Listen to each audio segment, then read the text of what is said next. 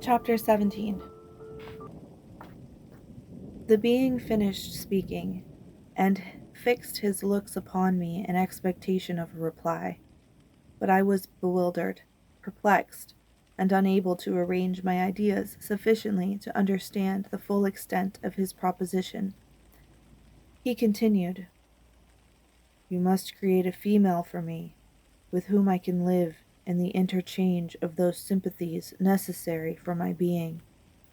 This you alone can do, and I demand it of you as a right which you must not refuse to concede."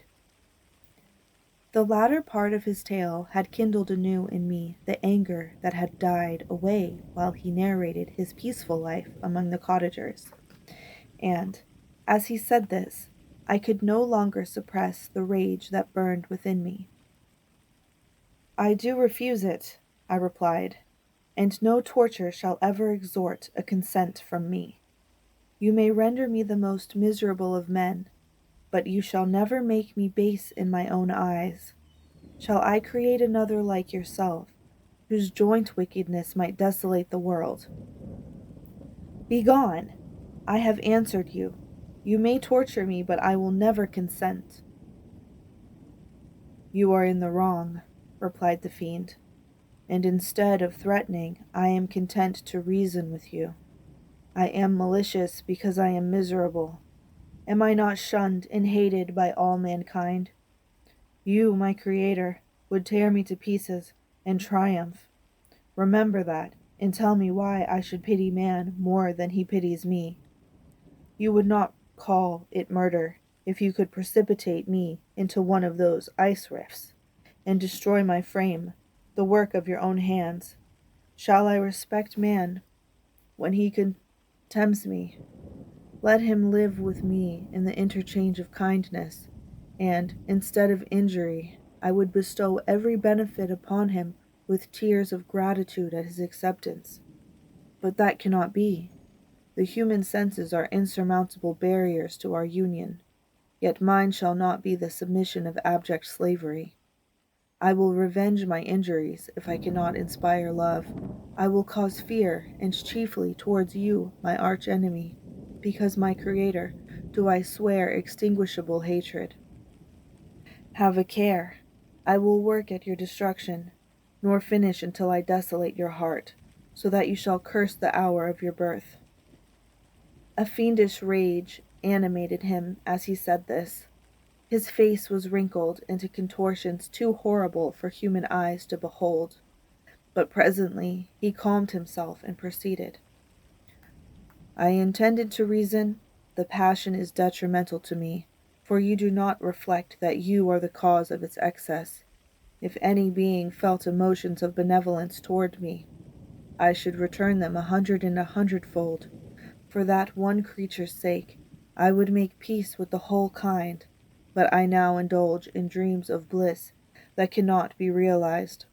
What I ask of you is reasonable and moderate.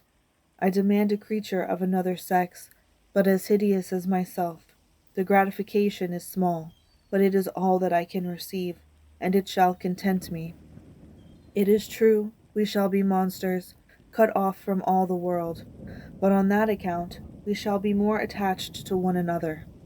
Our lives will not be happy, but they will be harmless and free from the misery I now feel.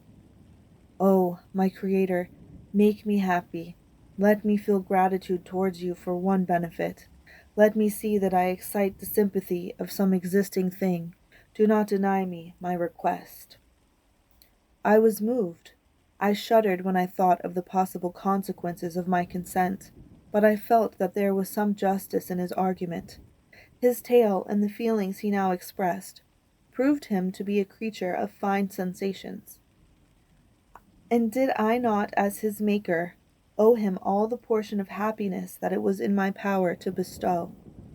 He saw my change of feelings, and continued, "If you consent, neither you nor any other human being shall ever see us again. I will go to the vast wilds of South America. My food is not that of man. I do not destroy the lamb and the kid to glut my appetite. Acorns and berries afford me sufficient nourishment. My companion will be of the same nature as myself, and will be content with the same fare. We shall make our bed of dried leaves. The sun will shine on us as on man, and will ripen our food. The picture I present to you is peaceful and human, and you must feel that you could deny it only in the wantonness of power and cruelty. Pitiless as you have been towards me, I now see compassion in your eyes. Let me seize the favorable moment and persuade you to promise what I so ardently desire. You propose, replied I, to fly from the habitations of man, to dwell in those wilds where the beasts of the field will be your only companions. How can you, who long for the love and sympathy of man, persevere in this exile? You will return and again seek their kindness, and you will meet with their detestation. Your evil passions will be renewed, and you will then have a companion to aid you in the task of destruction. This may not be. Cease to argue the point, for I cannot consent. How inconsistent are your feelings! But a moment ago you were moved by my representations, and why do you again harden yourself to my complaints? I swear to you, by the earth which I inhabit, and by you that made me, that with the companion you bestow I will quit the neighborhood of man, and dwell, as it may chance, in the most savage of places. My evil passions will have fled, for I shall meet with sympathy. My life will flow quietly away, and in my dying moments I shall not curse my Maker. His words had a strange effect upon me. I compassionated him, and sometimes felt a wish to console him. But when I looked upon him, when I saw the filthy mass that moved and talked, my heart sickened, and my feelings were altered to those of horror and hatred. I tried to stifle these sensations. I thought that as I could not sympathize with him, I had no right to withhold from him the small portion of happiness which was yet in my power to bestow. You swear, I said, to be harmless, but have you not already shown a degree of malice that should reasonably make me distrust you? May not even this be a feint that will increase your triumph by affording a wider scope for your revenge? How is this? I must not be trifled with, and I demand an answer. If I have no ties and no affections, hatred and vice must be my portion. The love of another will destroy the cause of many crimes, and I shall become a thing of whose existence everyone will be ignorant. My vices are the children of a forced solitude that I abhor, and my virtues will necessarily arise when I live in communion with an equal. I shall feel the affections of a sensitive being, and become linked to the chain of existence and events from which I am now excluded. I paused some time to reflect on all he had related, and the various arguments which he had employed. I thought of the promise of virtues which he had displayed on the opening of his existence, and the subsequent blight of all kindly feelings by the loathing and scorn which his protectors had manifested towards him. His power and threats were not omitted in my calculations. A creature who could exist in the ice caves of the glaciers and hide himself from pursuit among the ridges of inaccessible precipices was a being possessing faculties it would be vain to cope with. After a long pause of reflection, I concluded that the justice due both to him and my fellow creatures demanded of me that I should comply with his request.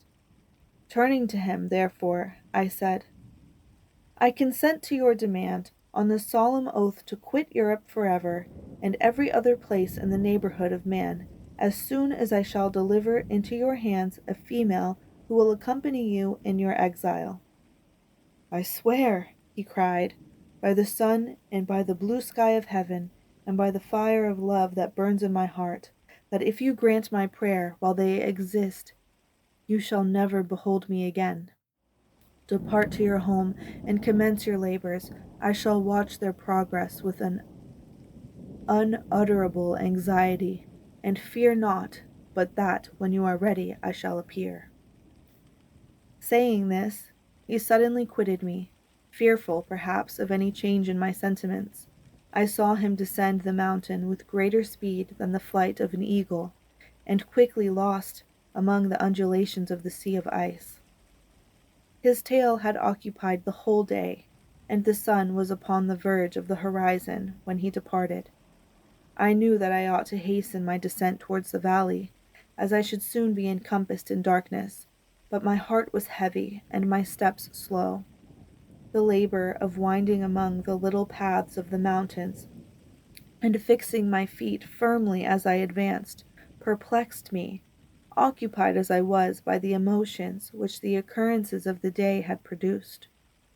Night was far advanced when I came to the halfway resting place and seated myself beside the fountain.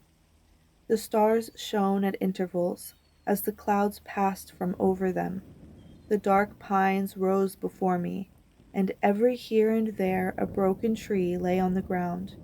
It was a scene of wonderful solemnity, and stirred strange thoughts within me. I wept bitterly, and clasping my hands in agony, I exclaimed, "Oh, stars and clouds and winds, ye are all about to mock me. If ye really pity me, crush sensation and memory. Let me become as naught, but if not, depart, depart, and leave me in darkness."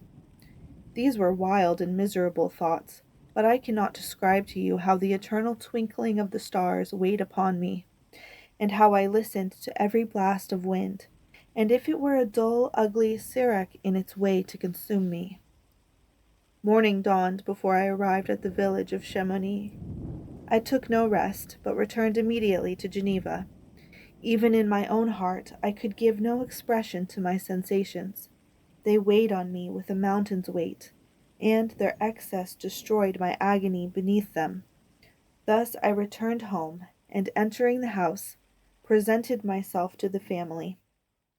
My haggard and wild appearance awoke intense alarm, but I answered no question. Scarcely did I speak. I felt as if I were placed under a ban, as if I had no right to claim their sympathies, as if never more might I enjoy companionship with them. Yet even thus I loved them to adoration, and to save them I resolved to dedicate myself to my most abhorred task. The prospect of such an occupation made every other circumstance of existence pass before me like a dream, and that thought only had to me the reality of life.